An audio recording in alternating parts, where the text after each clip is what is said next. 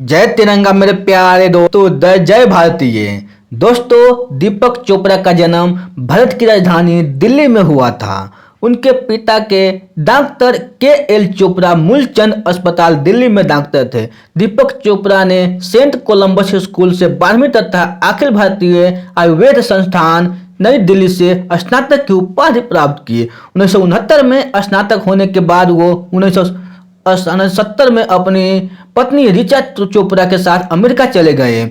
वहां उन्होंने new Jersey hospital में इंटर्नशिप की। उसके बाद और भी कई अस्पतालों में उन्होंने प्रशिक्षण लिया। 1973 में उन्हें मैनचेस्टर में मेडिकल प्रशिक्षण को लाइसेंस मिल गया। 2004 में कैलिफोर्निया राज्य में उन्होंने लाइसेंस प्राप्त किया। चोपड़ा तफ्ट्स यूनिवर्सिटी और Boston university school of medicine में उन्होंने अध्यापन का कार्य किया। उन्होंने निजी क्लिनिक भी स्थापित की। 1981 में वो दिल्ली में आयुर्वेद के डॉक्टर वैद्य बृहस्पति देव त्रिगुणा से मिलने के बाद वो ट्रांसडेंटल मेडिटेशन के वक्ता बन गए। 1996 में उन्होंने डॉक्टर डेविड सिमोन के साथ मिलकर कैलिफोर्निया में चोपड़ा सेंटर की स्थापना की। 2004 में दीपक चोपड़ा ने गौतम बुद्ध के ऊपर एक फिल्म की पटकथा लिखी और शेखर कपूर को इसका निर्देशन करने को कहा, लेकिन कुछ कारणों से बात आगे नहीं बढ़ पाई।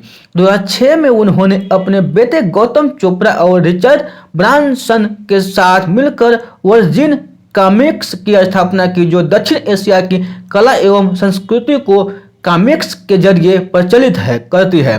कृपया दीपक चोपड़ा के कई विचार उनकी पहली पुस्तक क्रिएटिंग हेल्थ में मिलते हैं, जो 1996 में प्रकाशित हुई थी।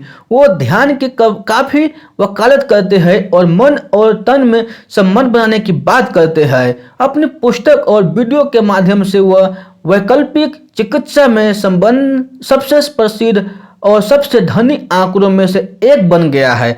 चोपड़ा ने 1970 में संयुक्त राज्य अमेरिका में लौटने से पहले भारत में दवा की पढ़ाई की थी, जहां उन्होंने आंतरिक चिकित्सा और एंडोक्रिनोलॉजी में निवास किया था। एक लाइसेंसधारी चिकित्सक के रूप में वह 1980 में new England memorial hospital NEHH में स्टाफ के प्रमुख बने। उन्होंने 1985 में महर्षि महेश योगी से मुलाकात की और ट्रांसडेंटल मेडिटेशन आंदोलन टीए में शामिल हो गए। महर्षि आयुर्वेदिक स्वास्थ्य केंद्र की स्थापना के लिए उन्होंने शीघ्र ही अपने पद से इस्तीफा दे दिया। चोपड़ा ने उनकी किताबों के बारे में ओपरा विनफ्रे शो पर साक्षात्कार के बाद 1993 में निम्नलिखित प्राप्त की। उसके बाद उन्होंने टीएम आंदोलन को छोड़कर सीड बॉडी मेडिसिन के लिए शार्प हेल्थ केयर सेंटर के कार्यकारी निदेशक बनने के लिए और 1996 में उन्होंने Chopra centre for well being की स्थापना की। दोस्तों, चोपड़ा का मानना है कि एक व्यक्ति संपूर्ण स्वास्थ्य प्राप्त कर सकता है, एक ऐसी स्थिति जो कि बीमारी से मुक्त होती है, कभी दर्द नहीं होती है और वह उम्र या मर नहीं सकती। मानव शरीर को क्वांटम मैकेनिकल बॉडी के द्वारा इकट्ठा किया जा रहा है, जो कि पदार्थ की ऊर्जा से नहीं बल्कि ऊर्जा और सूचना से बना है। उनका मानना है कि मानव उम्र बढ़ने, द्रव और परिवर्तनशील है। यह गति बढ़ा सकता है, धीमा कर सकता है, एक समय के लिए रुक सकता है। अनमोल विचार। आप जितना काम अपने दिल को दूसरों के सामने खोलोगे, उतनी ही अधिक आपके दिल को पीड़ा होगी।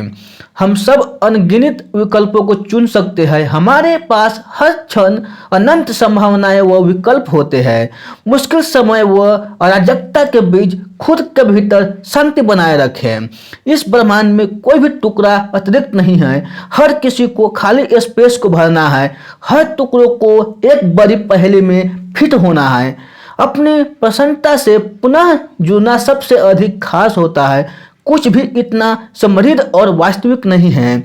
हम उम्र बढ़ने, बीमारी या मृत्यु के शिकार नहीं हैं, बल्कि यह तो प्रकृति का हिस्सा है। हम सिर्फ पुरुष नहीं हैं जिनमें कोई बदलाव नहीं आता, बल्कि हम सिर्फ पुरुष आत्मा हैं।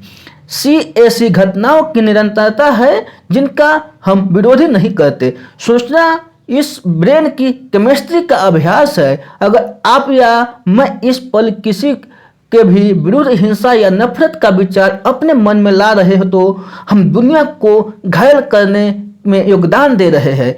आप जिस तरह से सोचते हैं, जिस तरह अपना व्यवहार करते हैं, जिस तरह आप खाते हैं, वो आपको जीवन के 30 से 50 साल तक प्रभावित कर सकता है।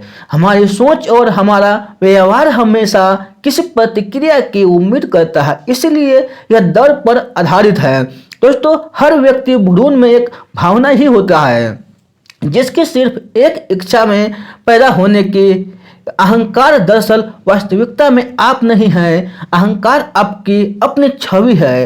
ये आपका सामाजिक मुखौटा है। ये वो पात्र है जो आप खेल रहे हैं। आपका सामाजिक मुखौटा प्रशंसा पर जीता है। वो नियंत्रण चाहता है, सत्ता के दम पर पनपता है क्योंकि वो भय में जीता है। सफलता के कई पहलू है। धन उसमें से बस एक घटना है, लेकिन सफलता में अच्छी सेहत, ऊर्जा और जीवन के लिए उत्साह, परिपूर्ण रिश्ते, रचनात्मक स्वतंत्रता, भावनात्मक और मनोवैज्ञानिक स्थिरता, अच्छा होने का एहसास और मन की शांति भी शामिल है। किसी चीज को पकड़कर बैठे रहना अपनी सांस रोकने के समान है। आपका दम घुट जाएगा। इस भौतिक जगत में कुछ भी पाने का एक ही तरीका है, उसे जाने दे, इसे जाने दे और वो हमेशा के लिए आपकी हो जाएगी। दोस्तों, आज के बायोग्राफी में बस इतना ही। अगर आपको ये बायोग्राफी अच्छा लगे तो अपने दोस्तों के साथ जरूर शेयर कीजिएगा। फिर मिलते हैं अगले बायोग्राफी में। जब तक आप खुश रहिए, सुरक्षित रहिए और अपने सेहत को अच्छी तरह से ध्यान रखिए। बाद